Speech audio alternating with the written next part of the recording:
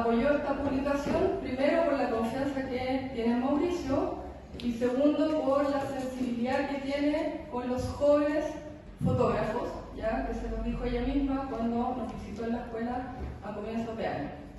Parte del proceso creativo fue viajar a Santiago, reunirnos con ella, donde hicimos esa ruta del horror del 2 de julio del 86. Partimos en la calle que lleva hoy el nombre de Rodrigo, en la población Los Nogales, en Estación Central, donde lo queman vivo, y luego nos dirigimos a la periferia de la ciudad, en Quilicura, donde pasamos además por fuera del Hospital San Juan de Dios, donde en grado de humanidad podrían haber dejado ahí a Rodrigo para que recibiera esa necesaria atención médica, pero sin embargo, como lo tiraron como un desecho humano y abandonaron en un sitio oriazo en Quilicura, ¿sí? En ese entonces un sector rural. Y luego nos fuimos al SACU de la misma comuna, donde unos profesores que lo encontraron lo pudieron llevar para que recibiera esa primera atención médica.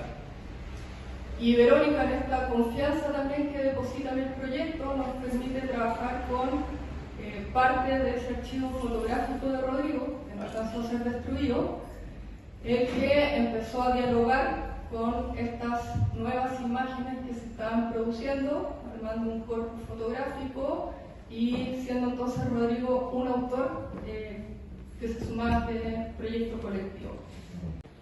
Verónica con su hijo en distintas etapas, ¿ya? Y en distintas dimensiones o planos, por decirlo de otra manera.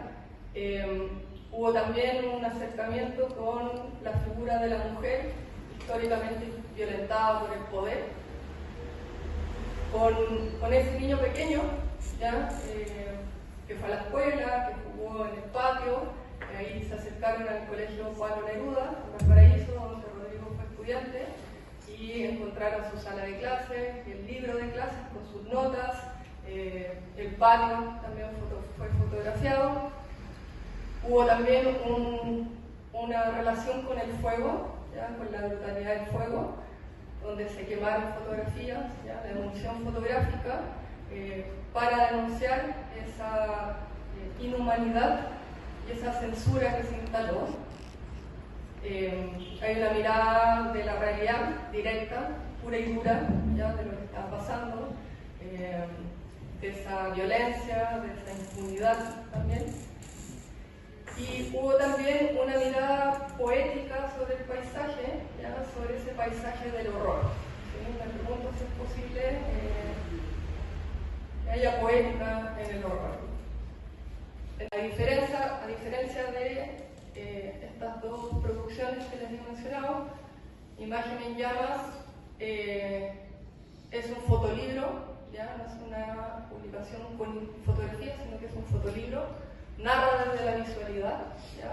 Narra desde el mismo lenguaje que comparten los fotógrafos y no es un fotolibro sobre Rodrigo, sino que es con Rodrigo, ¿sí? Y desde ahí también este grupo de fotógrafos quieren saldar en algo esta deuda que tenía el negro fotográfico con uno de sus fotógrafos asesinados. Es un poco como contexto que les puedo contar de esta publicación. Es la primera vez que me enfrento a un fotolibro. Estoy acostumbrado a leer libros, ¿no? Leerlos de izquierda a derecha, ¿no? Esto es otra cosa.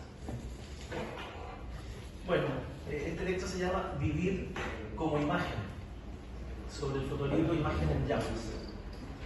Imagen en Llamas, de 1621 editores del 2024, reúne una selección de fotografías de Rodrigo Rojas de Negri junto a la de fotógrafos contemporáneos nuestros que ensayan visualmente en torno a su fotografía, pero también sobre el devenir de su propia imagen, que es otra cosa que especular sobre los sentidos de la vida o la muerte del joven fotógrafo.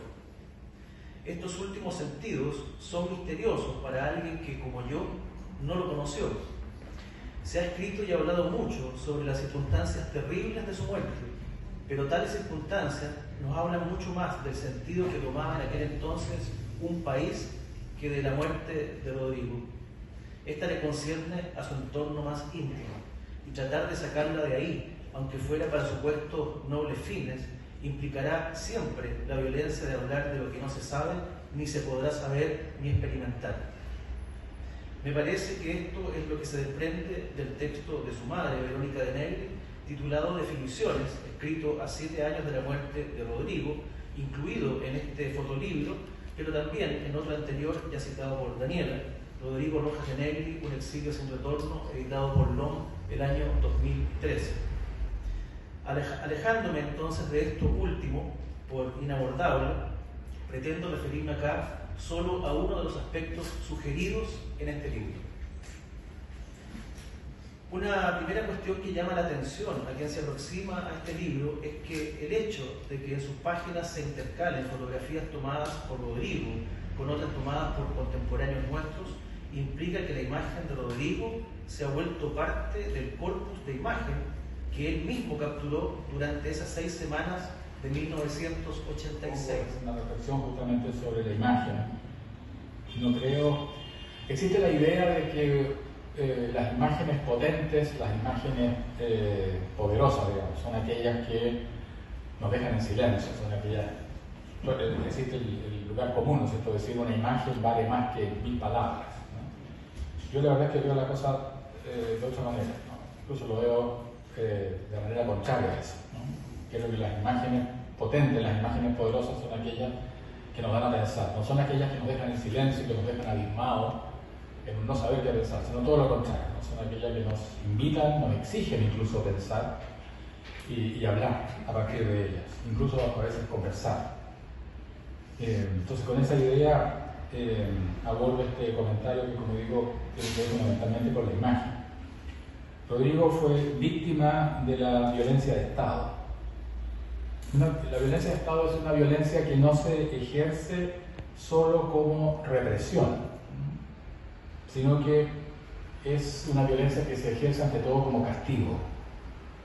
No se trata, en la violencia de Estado no se trata de esa medida de fuerza, ¿no es cierto?, que aplica, por ejemplo, la policía, ¿no? Una medida de fuerza para, qué sé yo, restaurar, nosotros le dicen, el orden público.